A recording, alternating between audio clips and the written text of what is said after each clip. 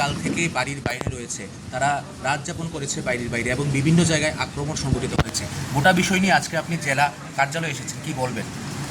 দেখুন, এরা আমাদের কার্যকর্তা, এরা আমাদের অনেকেই বুথ সভাপতি আছেন, কৃষ্ণ প্রমুখ আছেন, কেউ পোলিং এজেন্ট ছিলেন। আপনারা জানেন যে খোয়াই জেলাতে বিশেষ করে রামচন্দ্রঘাট, আসারামবাড়ি এগুলোতে এবং কৃষ্ণপুরে কিছু কিছু ঘটনা ঘটেছে নির্বাচনের রেজাল্টের পর। তো এতে করে এরা বাড়িঘরে যেতে পারছে না, বিভিন্ন সমস্যা। তো এদিকে দেখতে এসেছি, সমস্যার সমাধান হবে। আমিও কথা বলেছি, সেখানকার বিধায়ক যিনি আছেন ওনাদের সঙ্গে কথা হয়েছে, এগুলো সমাধান হয়ে যাবে। এবং যারা যারা বাড়িতে যেতে পারছে না, পুলিশরাও দেখছে, পুলিশের সঙ্গেও কথা হয়েছে, ব্যবস্থা খুব শীঘ্রই করবে, বাড়ি ঘরে পৌঁছানোর ব্যবস্থা হবে।